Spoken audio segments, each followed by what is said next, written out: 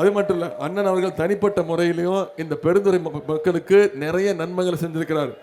இவரை நீங்கள் சட்டமன்றத்துக்கு அனுப்பிச்சிங்கன்னா மற்ற வேட்பாளர்கள் மாதிரி வெறும் தேர்தலுக்கு தேர்தல் மட்டும் வந்து மக்களை சந்திக்கக்கூடிய வேட்பாளர் அண்ணன் கிடையாது.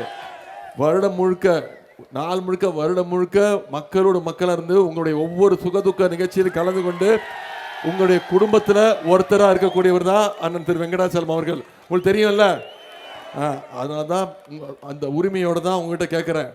அண்ணன் வெங்கடாச்சலம் அவர்களுக்கு உதயசூரிய சின்னத்தில் வாக்களிக்கணும். இந்த தொகுதிக்கு பல்வேறு திட்டங்களை செஞ்சு கொடுத்துருக்கிறாரு. பெருந்துறை சிப்காட்டில் 40 கோடி ரூபாய் மதிப்பீட்டில் கழிவுநீர் சுத்திகரிப்பு மற்றும் சுற்றுச்சூழல் பாதுகாப்புக்காக காமன் ட்ரீட்மெண்ட் பிளான்ட் அமைக்கும் பணி நடைபெற்று வருது. அதை ஆரம்பித்து வச்சது நான் தான் வந்து அந்த திட்டத்தை ஆரம்பித்து வச்சேன்.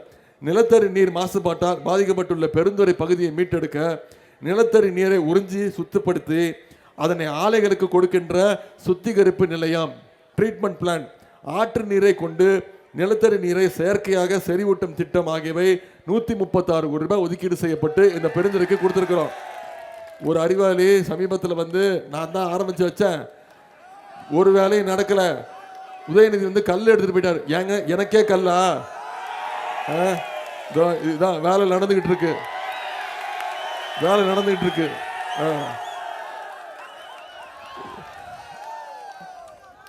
இன்னும் 10 மாதங்கள்ல இந்த வேலை முடிஞ்சு இந்த திட்டம் செயல்பாட்டுக்கு வரும்.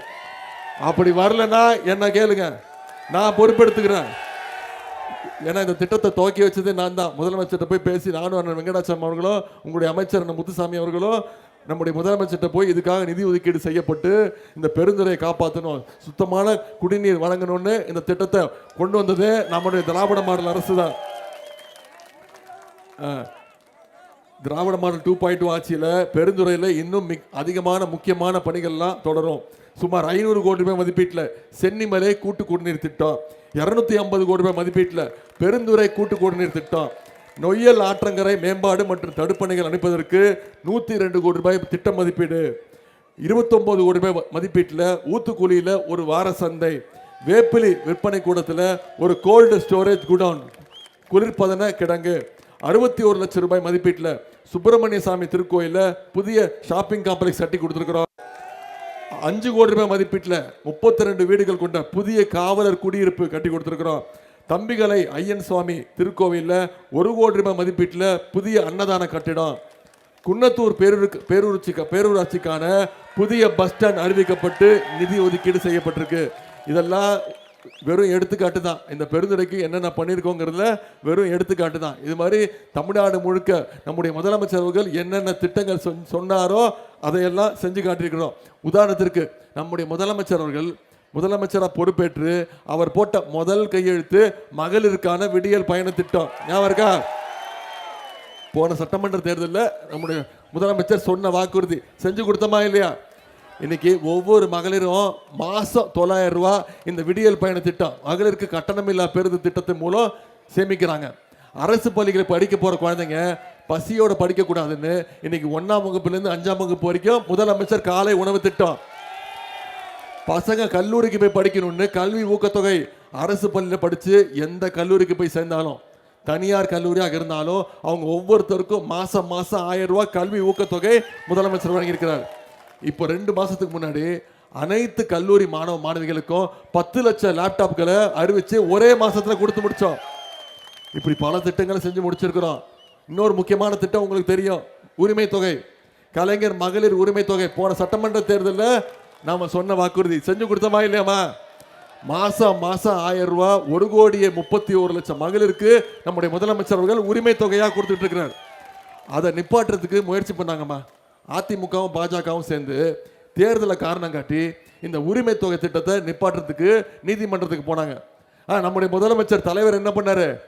நான் 1000 ரூபா கொடுக்கறத நிப்பாட்ட முயற்சி பண்றீங்களா, நான் 5000 ரூபா கொடுப்பேன் பார்ப்போம் அப்படின்னு சொல்லி பிப்ரவரி மாதம், மார்ச் மாதம், ஏப்ரல் மாதம் 3 மாதத்துக்கு சேர்த்து 3000, கோடைக்கால சிறப்பு நிதி 2000ன்னு 5000 ரூபா முதலமைச்சர் கொடுத்தாரா இல்லையா?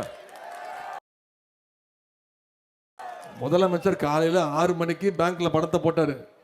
மகளிர் என்ன பண்ணீங்க? பேங்க் திறக்கிறதுக்கு முன்னாடி போய் 9 மணிக்கெல்லாம் பணத்தை எடுத்துட்டீங்க.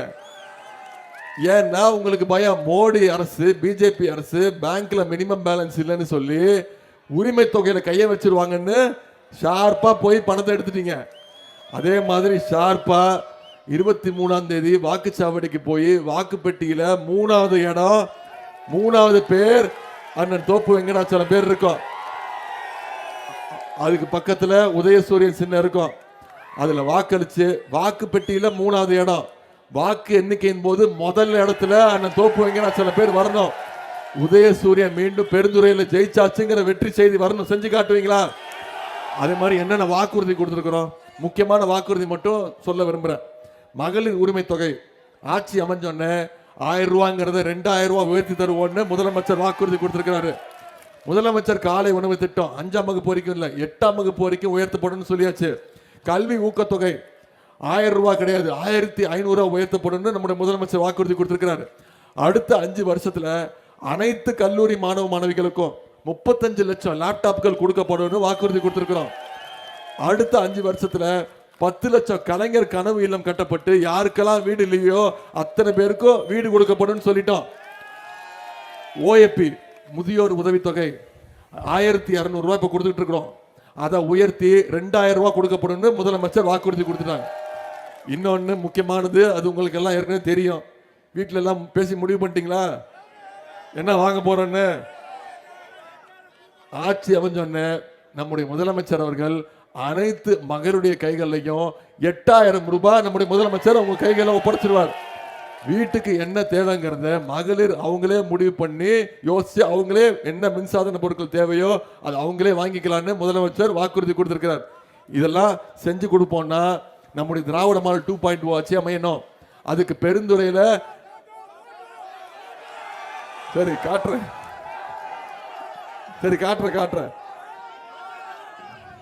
நீ கேட்குற, நான் காட்டிடுறேன். அப்புறம் திட்டு வாங்குறது நானு. என்னென்ன திட்டுறது தெரியுமா? எவ்வளவு வலிக்குது தெரியுமா? இப்போ இவ்வளவு திட்டங்கள் சொன்னேன்ல, நம்ம 5 வருஷம் இவ்வளவு பண்ணிருக்கோம் சொன்னேன்ல, ஆட்சிக்கு வந்தா இவ்வளவு பண்ணுவோம்னு சொல்லியிருக்கேன்ல. வேறல பரவாயில்லம்மா, இன்னும் இருக்கு என்கிட்ட தான். நன்றிம்மா. இவ்வளவு திட்டங்கள் பண்ணுவோம்னு சொல்லியிருக்கிறோம். ஆட்சிக்கு வந்தா இவ்வளவு திட்டங்கள் செஞ்சு கொடுப்போம்னு சொல்லியிருக்கோமே. நான் கேட்கிறேன், ஒன்றிய பாஜக அரசு மோடி அரசு நமக்கு எதுக்காவது துணை நின்று இருக்காங்களா? தமிழ்நாட்டுக்குன்னு திட்டங்கள் கொடுக்குறாங்களா? கிடையாது. நமக்கான வர வேண்டிய நிதியும் கொடுக்கறது இல்லை. கல்வி நிதி நிப்பாட்டி வச்சிருக்கிறாங்க. மும்மொழி கொள்கை ஏத்துக்கிட்டா தான் ஒன்றிய அரசு கல்வி நிதியை கொடுக்கும்னு சொல்லுவாங்க. மும்மொழி கொள்கைனா என்ன? மீண்டும் தமிழ்நாட்டுக்குள்ள ஹிந்தி திணிப்பை கொண்டு வரதுக்கான முயற்சியை ஒன்றிய பாஜக அரசு எடுக்குது. தமிழ்நாட்டுக்கு எந்த திட்டமும் இல்லை. போன பட்ஜெட்ல ஒன்றிய அரசோட பட்ஜெட்ல தமிழ்நாட்டுக்குன்னு எந்த திட்டமும் இல்லை. தமிழ்நாடுங்கிற பேரே இல்லை பட்ஜெட்ல. இப்படி தமிழ்நாட்டை தொடர்ந்து பழி வாங்குற ஒன்றிய பாஜக அரசை, அதோட அடிமை கூட்டத்தை இந்த முறை நம்ம பழி வாங்கணுமா வேணாமா? நேத்து நீங்க தொலைக்காட்சியெல்லாம் பார்த்துருப்பீங்க. டீலிமிட்டேஷன் தொகுதி மறு வரையறை கொண்டு வந்தாங்க. ஆனா அது தோக்கடிச்சிட்டோம். நம்முடைய தலைவர் தான் முதல் குரல் எழுப்பினாரு. போன வருஷம் நம்முடைய தலைவர் சொன்னார், எல்லா முதலமைச்சரையும் வர வச்சு எல்லா தலைவரையும் வர வச்சு இந்த டீலிமிட்டேஷனை தமிழ்நாடு ஒத்துக்காதுன்னு சொன்னோம். நாடாளுமன்ற உறுப்பினர் எண்ணிக்கையை குறைப்பதற்கான முயற்சி. ஏன்? மக்கள் கட்டுப்பாடு நம்ம சரியா பண்ணதுனால தமிழ்நாட்டை தண்டிக்குது ஒன்றிய அரசு. இப்படி நாம ஒவ்வொருத்துக்கும் நம்முடைய மாநில உரிமைகள் படிப்போம் போதெல்லாம் நம்முடைய முதலமைச்சர் தான் குரல் கொடுக்கிறாரு. ஆனா எதிர்கட்சி தலைவர் என்ன பண்றாரு? திரு எடப்பாடி பழனிசாமி என்ன பண்றாரு? நீங்க எல்லாம் பார்த்திருப்பீங்கம்மா, மொரட்டு பக்தர்கள் பார்த்திருப்பீங்க, மொரட்டு தொண்டர்கள் கேள்விப்பட்டிருப்பீங்க. ஆனா ஒரு மொரட்டு அடிமையை பார்த்திருக்கீங்களா?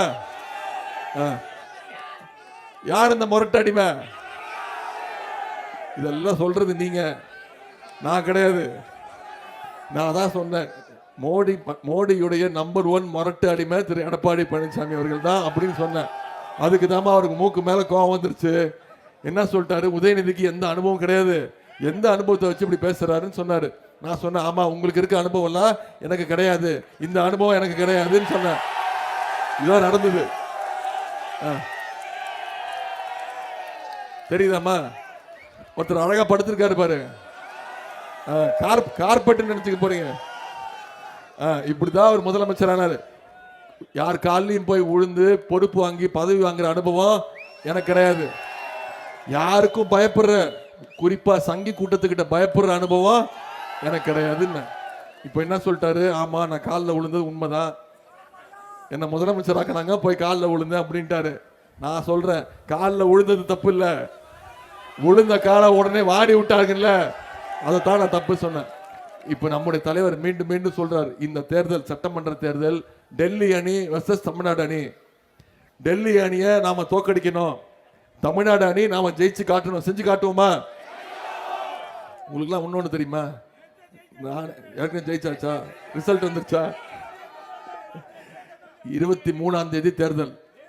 நீங்க அத்தனை பேரும் பவானி தொகுதியில் போட்டி இருக்கக்கூடிய நம்முடைய வெற்றி வேட்பாளர் திரு கே சேகர்ங்கிற சந்திரசேகர் அவர்களுக்கு வாக்களிச்சு, உதயசூரிய சின்னத்தில் வாக்களிச்சு வெற்றி பெற வைக்கணும். இந்த 2 தொகுதியுடைய வெற்றி மிக மிக முக்கியம். செஞ்சு கொடுப்பீங்களா? உதயநிதி வந்தாரு, பேசினாரு, போட்டோ காட்டினாரு, திட்டங்களை பத்தி சொன்னாரு, வாக்குறுதி கொடுத்தாரு. கலைஞ்சு போயிட்டோம், அப்படி கலைஞ்சு போயிடக்கூடாது. நம்ம கையில இன்னும் 5 நாட்கள் இருக்கு. இன்னைக்கு 18ஆம் தேதி, 23ஆம் தேதி தேர்தல். நீங்க அத்தனை பேரும், இங்க வந்திருக்கக்கூடிய அத்தனை பேரும் உதயசூரிய சின்னத்துல வாக்களிக்கணும்னு முடிவு பண்ணிட்டீங்களா? நீங்க ஒவ்வொருத்தரும் முடிவு பண்ணிட்டீங்களா?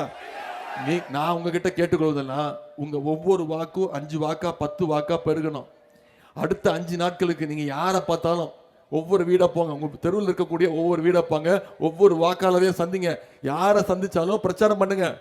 ஏன் திமுக மீண்டும் ஆட்சிக்கு வரணும்? ஏன் நம்முடைய அண்ணன் தோப்பு வெங்கடாச்சலம் அவர்கள் வெற்றி பெறணும்? ஏன் நம்முடைய கே எஸ் சேகர் அவர்கள் வெற்றி பெறணும்? ஏன் உதயசூரிய சின்னத்துக்கு வாக்களிக்கணும்?